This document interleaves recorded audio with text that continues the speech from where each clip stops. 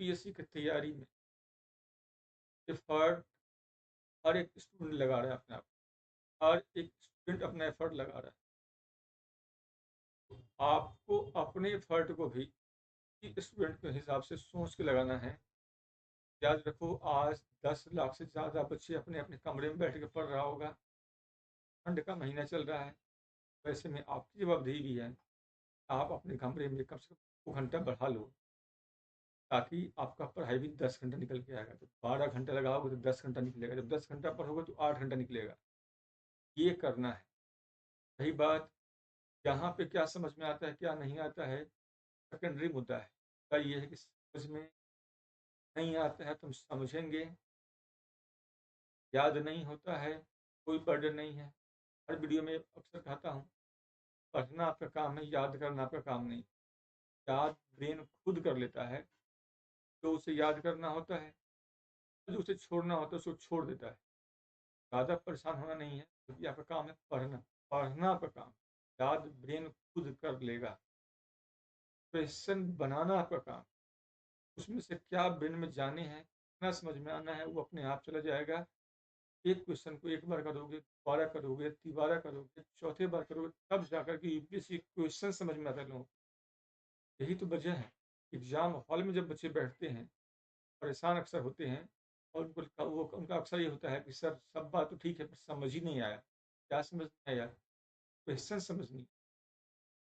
Question कैसे समझ में आएगा? क्योंकि आपने पहले अगर प्रैक्टिस नहीं किया हुआ है, ये प्रॉब्लम तो बना ही रहेगा।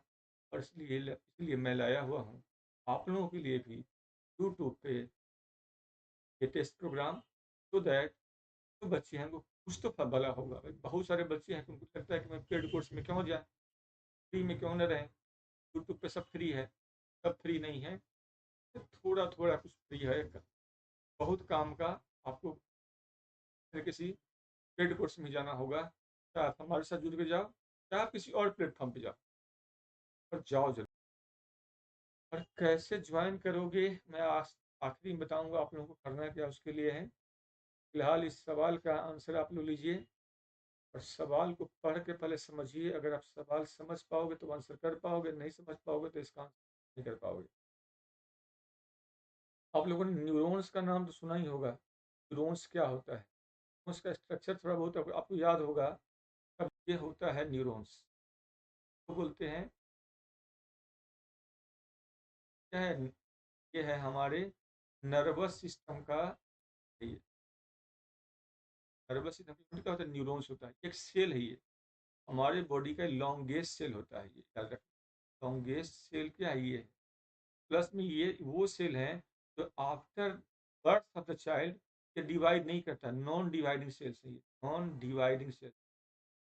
बात को भी याद रखना, ये सेल डिवाइड नहीं करता है। इसी सेल के ऊपर में यहाँ पे जो हेयर्स लाइक स्ट्रक्चर दिख रहा है, इस स्ट्रक्चर इज कॉल्ड डेंड्राइट, इसी को बोलते हैं डेंड्राइट। और पीछे में जो दिख रहा है, ये सब के सब क्या है, एक्सॉन है।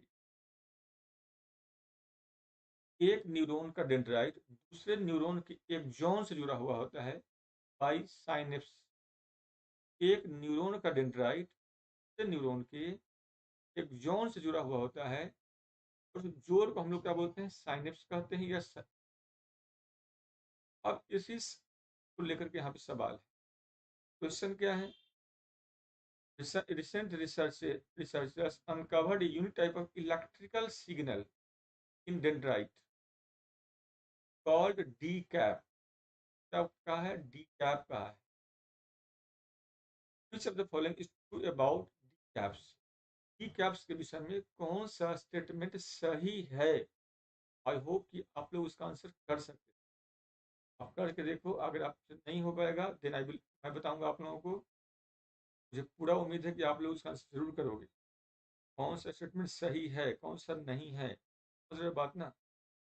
पहला देखो यहाँ पे, पहला चॉइस दिया हुआ कि D cap to a graded response in their strength depend on the level of stimulation. दूसरा क्या, D cap enables individual neuron to solve complex problem which was previously believed to require multiple neurons।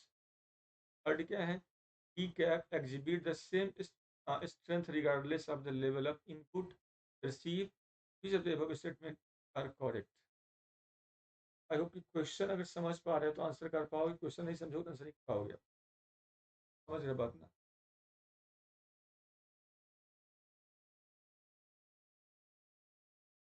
देखो dendrite के अंदर signal क्या होता है, दो तरह का होता है। एक होता है इलेक्ट्रिकल सिग्नल्स। डेंड्राइट के अंदर जब मान लो यहाँ से बाहर से इसके ऊपर कोई इम्पल्स दोगे ना, कोई इम्पल्स दोगे, स्टिमुलस दोगे, इम्पल्स नहीं कोई स्टिमुलस का होगा, स्टिमुलस दोगे, स्टिमुलस से क्या होगा, इसमें चेंज होगा।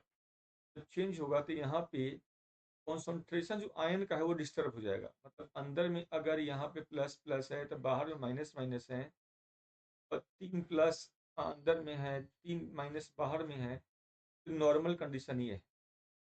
बाहर से जब स्टिमुलस दोगे तो इस नंबर में क्या होगा, चेंज होना शुरू हो जाएगा।